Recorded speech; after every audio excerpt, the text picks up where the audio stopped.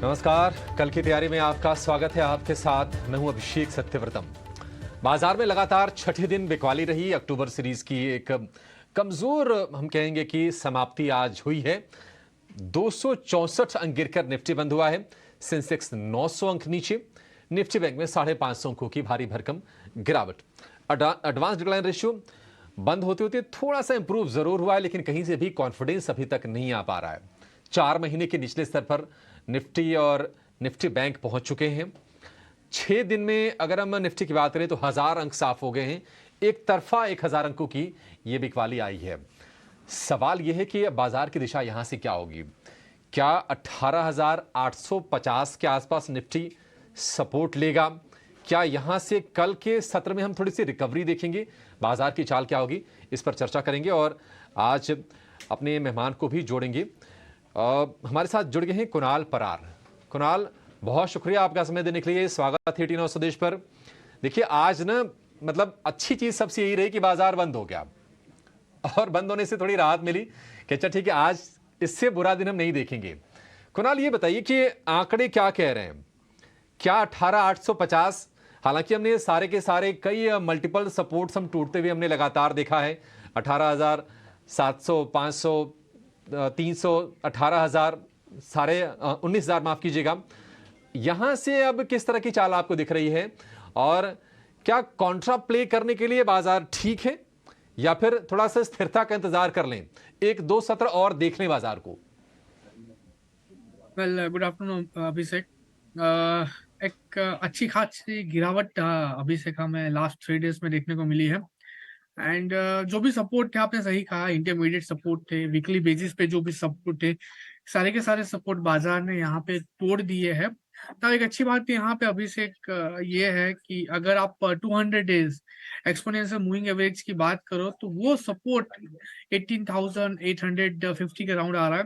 And आज का जो क्लोजिंग है, आज का जो लो है, एग्जैक्टली उसी लेवल पे है जिस लेवल पे 200 डेमा यानी कि एक्सपोनेंशियल मूविंग एवरेज आ रही है।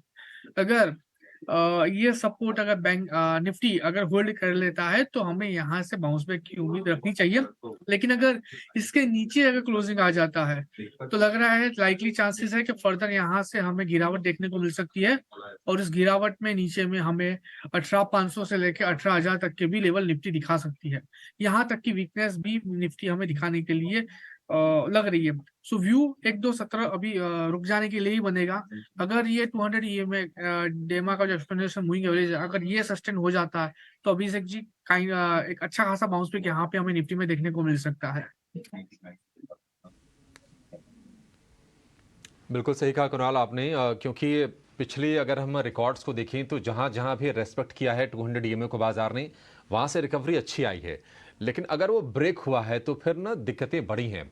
तो बिल्कुल इसी क्रूशियल जंक्चर पर बाजार खड़ा है। यहां से अगर ये रेस्पेक्ट हुआ, थोड़ा संभला, उम्मीद करके ये चलेंगे कल थोड़ी सी तस्वीर और साफ हो जाएगी। कल ना निफ्टी के 7 नतीजे आने वाले हैं, जिसमें कि रिलायंस है, सिप्ला है, डॉक्टर रेड्डीज है, तो फार्मा के और ऑयल एंड गैस के, ये बड़े नतीजे हैं। कहीं ना कहीं वो दिशा भी देते हैं। लेकिन कहीं ना कहीं ग्लोबल हैंगओवर बरकरार है। अब यूएस में हमने बॉन्ड यील्ड को देखा है, 5% के आसपास चला गया है। डॉलर इंडेक्स 107 के आसपास है। क्रूड 90 के आसपास है।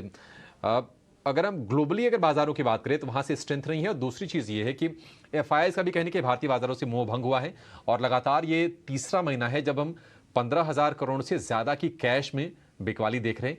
तो ये सब टेंशन है। इन सब टेंशन से बाजार अगर पार पा गया, अगर संकेत कल बेहतर आए, तो शायद बाजार में उम्मीद करेंगे कि यहां से थोड़ा सा रिवर्सल हो। लेकिन तमाम स्टॉक्स जिनका मूड बहुत खराब है, अगर हम निफ्टी के टॉप लूजर की बात करें, 4% की गिरावट। 4% की गिरावट, हालांकि एमएनएम जैसे स्टॉक के लिए कुणाल बहुत है, लेकिन आपको लगता है कि फर्दर डाउन साइड है या फिर एमएनएम में अब मौके खोजने चाहिए? वेल अभिषेक जी, एक बात मैं जरूर से कहूंगा कि अगर लार्ज कैप स्टॉक एंड वो भी अगर अच्छे खासे फंडामेंटल वाले स्टॉक है एंड अगर इस गिरावट में अगर आपको लोअर लेवल पे मिलते हैं तो वो स्टॉक पे इन्वेस्ट जरूर से करना चाहिए। एंड हमने ये भी कहा था कि ये एक अच्छा खासा टाइम है जहाँ पे आप मिड कैप और स्मॉल कैप में जो आपने आपका पैसा डाला है वो निकाल के अभी लार्ज कैप में डालिए। एक अच्छी खासी मोमेंटम लार्ज कैप में आने वाले दिनों में हमें देखने को मिल सकती है। जैसे हमने कहा, निफ्टी का अगर सपोर्ट होल्ड कर लेता है और अगर बाउंस बैक आता है, तो डेफिनेटली जो एमएनएम जैसा स्टॉक है, जो लार्ज कैप जैसे स्टॉक है, जो अच्छा खासा कंट्रीब्यूशन देते हैं, हमें वहां पे भी अच्छी खासी मोमेंटम देखने को मिल सकती है। टेक्निकल चार्ट की बात करूं अभिषेक जी, तो नीचे में फिलहाल एक काफी अच्छा सपोर्ट है, 1500 का है। 1500 का सपोर्ट अगर ब्रेक होता है तो नीचे में 1417 तक का भी सपोर्ट अभी फिलहाल हमें देखने को मिल सकता है। व्यू मेरा यही है, अगर ये 1500 का सपोर्ट ब्रेक करता है और नीचे में 1420 1430 तक आता है, 1430 1420, तो वहां पे एक अच्छी खासी बाइंग अपॉर्चुनिटीज क्रिएट होती है, जिसके बेस पे बाउंस बैक देगी। अगेन काउंटर हमें ऊपर में 1600 से लेकर 1700 तक के टारगेट दिखा सकता है। तो व्यू मेरा पॉजिटिव साइड का ही है फिलहाल के लिए। वेट कीजिए, 1430 अगर ये स्टॉक दिखाता है तो बहुत अच्छा बाइंग अपॉर्चुनिटीज वहां पे हमें एक खरीदारी करने का अच्छा खासा मौका मिलेगा। ठीक है, 1430 रुपए के स्तर पर अगर एमएनएम आ जाए तो आप वहां पर खरीदारी करने के बारे में सोचिए, फिर डरना नहीं है, क्योंकि ऑलरेडी हम देख रहे हैं कि आज 4% की गिरावट और उस लेवल तक गया तो आपके लिए कंफर्ट कुशन थोड़ा सा और बढ़ जाएगा। कल की तैयारी यानी कि आज के बाजार का पूरा एक्शन, एक्शन वाले शेयर और कल पर नजर, ये हम करते हैं। आपके हम सवालों को भी शो में शामिल करेंगे। आप अपने सवाल हमसे पूछिए। हमारा नंबर है 9136934056। इस पर आप व्हाट्सएप करके अपना सवाल हमसे पूछ सकते हो और हम कोशिश करेंगे कि आपके सभी सवालों को शो में शामिल जरूर करें। साथ ही ट्विटर और फेसबुक, ट्विटर यानी कि एक्स और फेसबुक पर भी आप अपने सवाल हमसे पूछ सकते हैं। सवाल पूछने के लिए आपको सिंपल लिखना है KKT यानी कि कल की तैयारी, एक स्पेस दीजिए और अपना सवाल पूछिए। अगर आप YouTube पर हमें लाइव देख रहे हैं तो अपने सवाल हमें कमेंट बॉक्स में भेजिए और हम तुरंत देन एंड देयर आपके सवालों को वहां से उठाएंगे और उसके जवाब जानेंगे अपनी एक्सपर्ट से, जो कि बाजार के माहिर खिलाड़ी हैं, धुरंधर होते हैं। और फटाफट आपके कुछ सवाल आने शुरू भी हो गए हैं, लेकिन एक और हमारे मेहमान जुड़ गए हैं, वेंचुरा सिक्योरिटीज़ के विनीत बोलिंजकर। उनका भी स्वागत कर लेते हैं। विनीत जी, बहुत शुक्रिया आपका, स्वागत है टी9 स्वदेश पर। विनीत जी, नतीजों से अगर हम सपोर्ट्स की बात करें ना तो वो कहीं ना कहीं गायब है। हालांकि अभी पूरी तस्वीर साफ नहीं हो पा रही है, कहीं ना कहीं ग्लोबल हैंगओवर है। आप बाजार में यहाँ से क्या दिशा देख रहे हैं? कितने चिंतित हैं ये 6 दिनों के फॉल से? क्योंकि हम देख रहे हैं कि इसमें बिल्कुल जितना फॉल जो फ्रंटलाइन के स्टॉक्स हैं जो कि वेटेज ज़्यादा रखते हैं, Reliance, HDFC bank, ICICI bank, ITC, Infosys, बाजार में उतना ही फॉल आया है। तो वो कंट्रीब्यूटर्स हैं। वो अगर वहां मूड नहीं सुधरेगा तो शायद हम इंडेक्स के ऊपर जाने की उम्मीद भी नहीं करेंगे। लेकिन आपको क्या सेंस मिल रहा है कि यहां से अब चाल कैसी होगी? और अगर मान लीजिए कि हम नवंबर सीरीज की बात कर लें, क्योंकि अक्टूबर सीरीज तो आज खत्म हो गई, आप किस तरह की हरकत देख रहे हैं?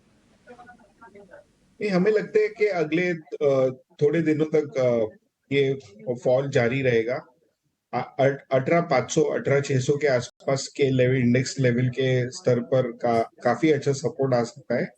वो जहाँ पे 200 DA में आता है और वहां से हम उम्मीद रखते हैं कि छोटा सा बाउंस आ जाएगा, लेकिन फुल फ्लेज रिकवरी की अभी बात नहीं कर सकते, क्योंकि ये जो ग्लोबल जियोपॉलिटिकल सिचुएशन है बहुत ही ज्यादा फ्लूइड है और इसके क्या मायने रहेंगे हमें देखना पड़ेगा, क्योंकि ये वर्ल्ड मार्केट्स को ये चिंता है कि ये कहीं जाके दो कंट्री के बीच में से जो सिचुएशन बनी है वो अन्य कंट्रीज को भी लेने को नहीं जाए, जैसे ईरान इन्वॉल्व हो या लेबनान इन्वॉल्व हो। तो ये सब चिंताएं बहुत ज्यादा है, जिससे काफी परेशानियां हो सकती है। इसके कारण हमें देख रहा है कि ये फॉल आ रही है। जी, ठीक है, परफेक्ट। अब एक काम करते हैं, फटाफट जो दर्शकों के सवाल आ रहे हैं हमारे पास और यूट्यूब के जरिए, उन सवालों को शो में शामिल करते हैं और शुरुआत करेंगे। दिल्ली से पहले दर्शक का जो सवाल लेंगे वो है सुभाष का। इनके पास है जियो फाइनेंस के 75 शेयर 228 रुपए के भाव पर। जियो फाइनेंशियल में आज खबर भी आई कि प्रमोटर ने कल शेयर खरीदे थे 1 करोड़, आज 2 करोड़ शेयर फिर से खरीदे। लिस्टिंग के बाद से करीब 6 करोड़ से ज़्यादा शेयर प्रमोटर की तरफ से बाइंग आ चुकी है और वो बाइंग पहली बार आई थी जब 202 रुपये के आसपास का भाव था। वहाँ से हमने थोड़ी सी ना स्टेबिलिटी और रिकवरी दोनों देखी जियो फाइनेंस के शेयर में। आज थोड़ी सी बढ़त पर ये बंद हुआ है 2-3% के आसपास की। विनीत जी, क्या सलाह देंगे जियो फाइनेंशियल को लेकर? क्या निवेशित रहें, समय दे? हालांकि बिजनेस को लेकर क्लैरिटी नहीं है, लेकिन ये तो वैसे भी लॉन्ग टर्म वाला शेयर है। नहीं, इसको डेफिनेटली आप होल्ड करके रखिए। ये आपको अच्छा खासा मुनाफा देके ही रहेगा ये शेयर। ये देखिए, आपको समझना पड़ेगा कि रिलायंस जियो के पास दो दो अच्छी चीज है। एक तो इनके पास डेटा है जिसके लिए सब लोग तड़पते हैं। दूसरी चीज क्या है कि इनके पास फाइनेंशियल मसल है to fund that entire boring जो आने वाली है। तो ये दोनों चीजों के कारण हमें लगता है कि लॉन्ग टर्म में बहुत ही अच्छा शेयर है और आपको होल्ड करके रखना चाहिए। ठीक है, लंबी अवधि के लिए बढ़िया शेयर है, होल्ड करके रखना चाहिए। अगला जो सवाल है वो है राहुल जैन का। उत्तर प्रदेश से इनका सवाल आया है और इनके पास है टाटा पावर के 20 शेयर 268 रुपए के भाव पर। थोड़े से ऊपरी स्तर पर लिए हैं, या फिर हम ये कहें कि जब 200 रुपए के पास आके जब ये रिकवर करके शेयर ऊपर जा रहा था वहां पर खरीदे हैं, और वहां से हम फिर से देख रहे हैं कि 10% के आसपास के फॉल के साथ 235-40 के रेंज में टाटा पावर का शेयर आ गया है। 235 रुपए के आसपास का भाव है। इस पर आपका व्यू क्या होगा कुणाल?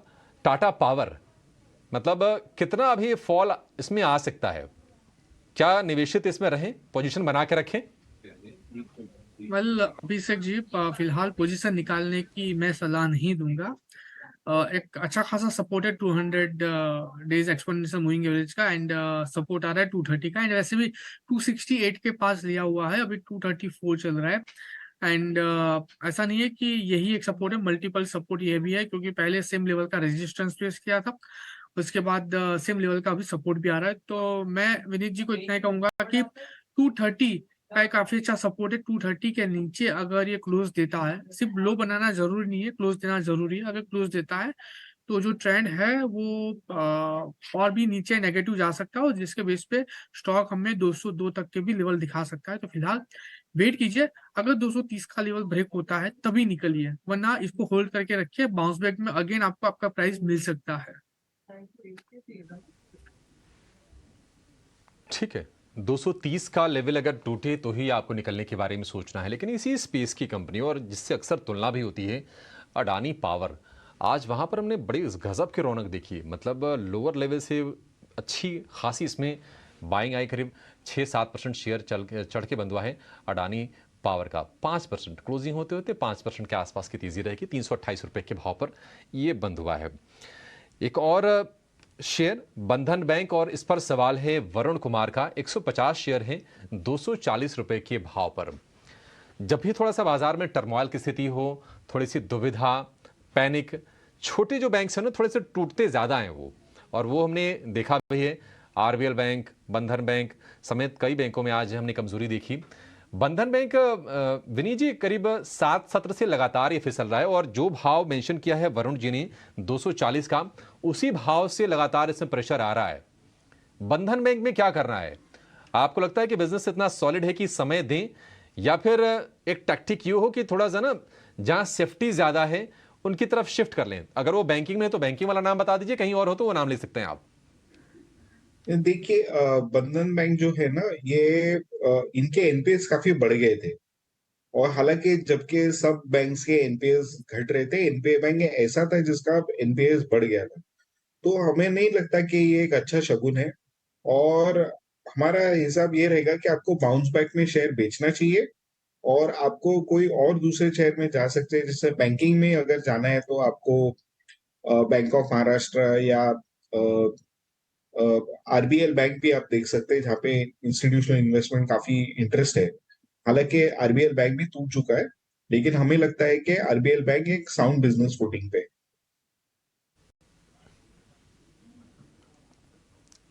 ठीक है, ठीक है, बढ़िया। ये बैंकिंग स्टॉक्स को लेकर ये व्यू। लेकिन अब लेकर आएंगे आपके लिए वीआईपी शेयर।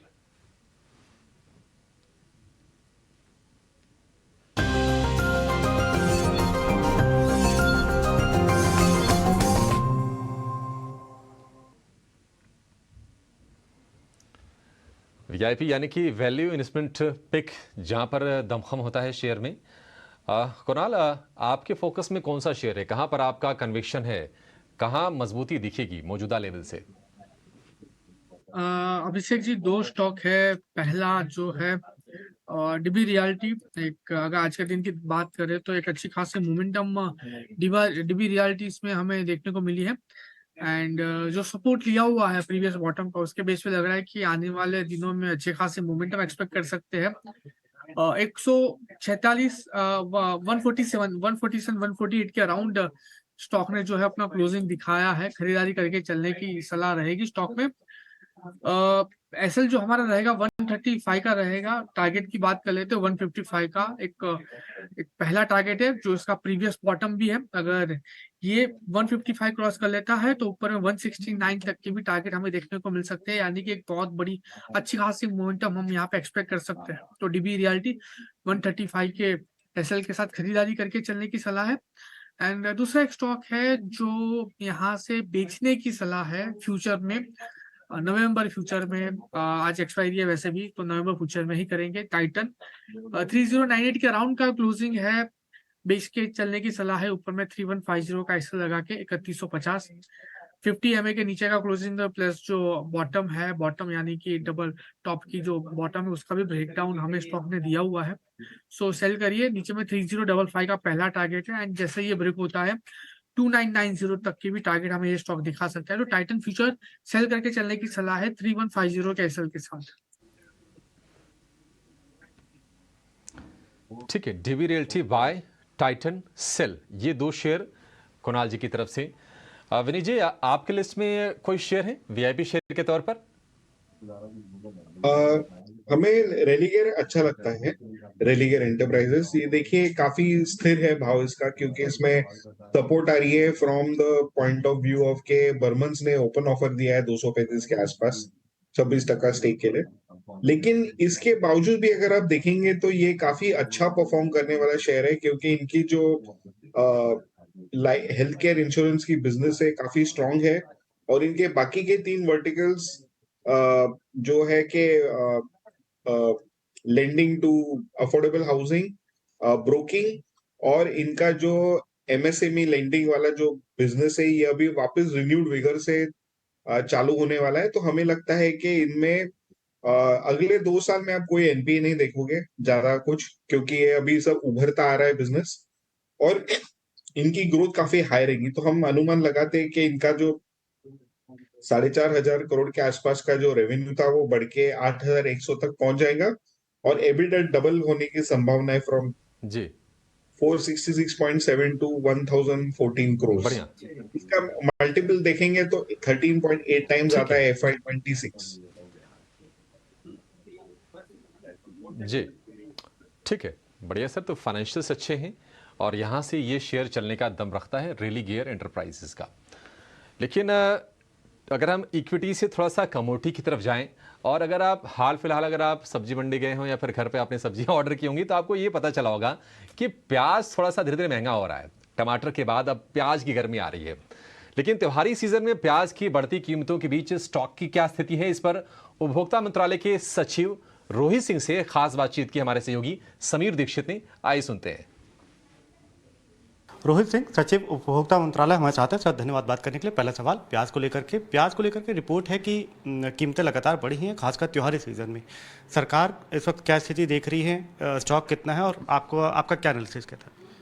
देखिए, कीमतें कुछ तो ज़रूर बढ़ी हैं, और हर वर्ष इस समय प्राइस की सीजनैलिटी में प्याज की कीमतें बढ़ती हैं, क्योंकि जो रबी का स्टॉक है वो इस समय ख़त्म होने लगता है, और खरीफ का अराइवल्स, तो ये थोड़ा जो मिडिल का पॉइंट है इस पर इशू रहता है हर वर्ष।